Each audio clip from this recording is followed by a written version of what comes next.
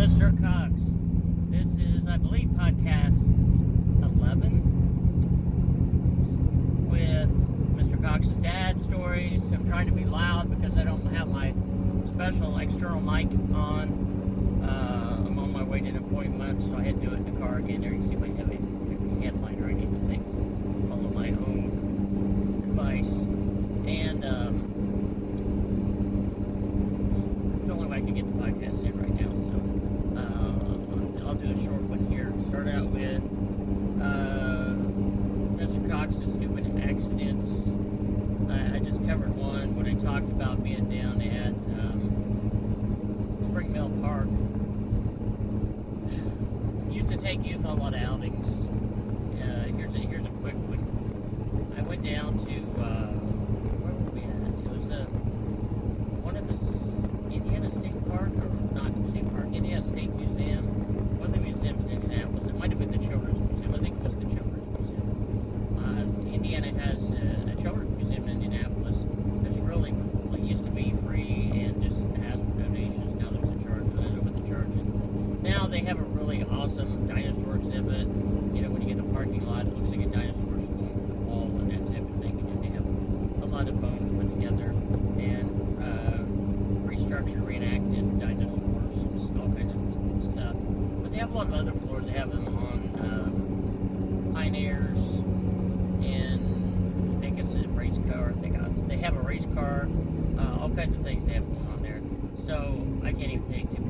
They have an Egyptian room with a mock-up, and I think it's a real mummy, if I remember right. But they have a mock-up of inside an Egyptian tomb. They did have. I haven't been there for a while now. They had a really fun house like deal to run through with special mirrors, hiding chambers. The kids we took down there play hide and seek in there and all that good stuff. I play hide and seek and all that. But we got to this one train exhibit. They have a really good train exhibit. And let me give a shout out to where I'm on this for Indiana State Museum. I talk about the Indiana Children's Museum. They have some really good exhibits, including they did have, and I think they still do, an inside fake cave, but it looks real. So back to the Indiana Children's Museum. There's this really cool exhibit inside with all kinds of trains, and they have this great big, like, indoor model train tracks and all this city and all that stuff built up. And there, you can look at it through glass. I have to slow down because the guy in front of me stopped. All right, that's over. So now I'm not in a city like usual. I'm not in a rural area driving. So, and I don't want to get off. You don't mind little sights and things like that. I hated driving, and you get into the city too, and you get into a lot of it in the rural, where people will wait until you're going normal highway speed. You don't have to be speeding, say you're going 55 and a 55. Somebody will sit there to cross roads and watch until you're almost there, then they'll pull out further. You have to hit the brakes hard to keep from slamming into the hind end of them. And then they won't even speed up. They'll just take their sweet time speeding up. Then they do that, and they go like a block down in front of you to turn left. It's like, what's up with that? Why couldn't they have waited for you to go by, not risk your life and their life, anyone else involved's life, pulling out in front of you at highway speed, making you throw the brakes on, assuming that you're paying attention and you haven't looked down to take a drink of your soda pop or something at the moment that they decide to pull out in front of you, and then not even try and get out of the way. And then the people with the left-hand turns, when you get into cities, it's really bad. I really hate that. Left-hand turn, left-hand turn, left-hand turn, especially when there's no turning lane. They pull, stop, a whole big line of traffic turn behind them, when they could have just went around, turned to the right, went around the block, went straight back to where they're going, without causing all the traffic jams, and endangering their own life. They don't realize how many people might not be paying attention to them, ramming up behind them, etc. I'll have to talk about driving in Indianapolis, in Chicago, but driving in Indianapolis, I will tell you another video about that. So they don't get the clue that not everybody's always paying attention and gonna see them and stop, and so they just throw on their brakes and they make their own mile traffic, and it causes big traffic problems. Okay, back to Indiana Children's Museum. There's this exhibit. Of course, I go in all these things to keep the kids moving that I climb.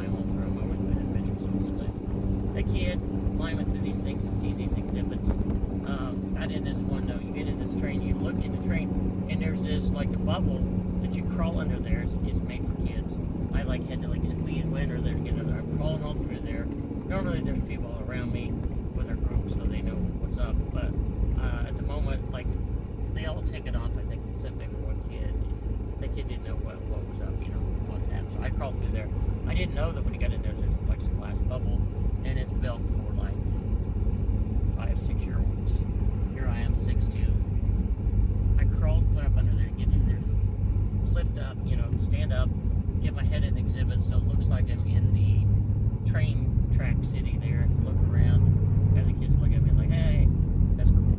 And I stood up really fast, get my head on this plexiglass bubble, which was built for maybe a third my height.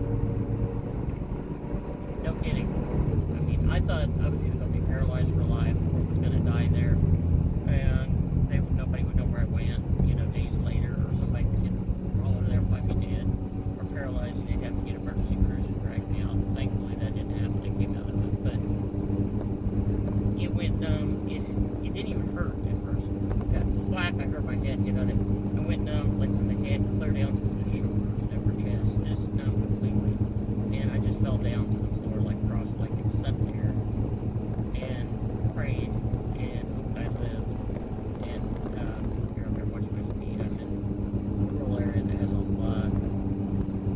lot of ticketing for just going barely over the speed limit. So now I'm used to driving in cities a lot. They can let them give me a 10-mile-an-hour over, and so I try to watch my speed. Most of the time I set my cruise control anyway, so I don't get ticketed because it's too easy.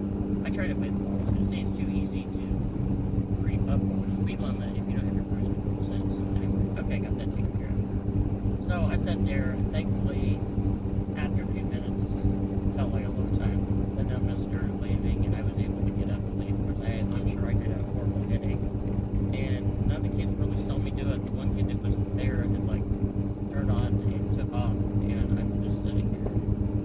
So that's, one of my stupid stories, one of my stupid injury stories. So I give you one in the sliding down on the back in the stream in front of the youth group. That's my one at the Children's Museum. So what the Children's Museum's fault? So they're probably assuming it's kids in here. It probably wouldn't be a bad idea for them to put a sign that says designed for 6-year-olds or something. Don't see it up quickly. But it was my fault. I was being dumb. So I'll catch you in another video.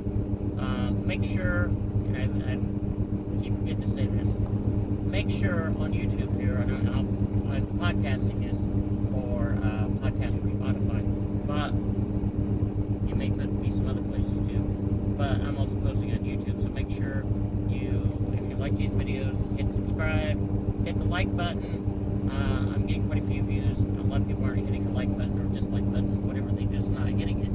So hey, there's a smart camper. They got a big fire over there around some wood, around some trees. Hope they don't start a wildfire. So catch you in another video. I'll be doing some more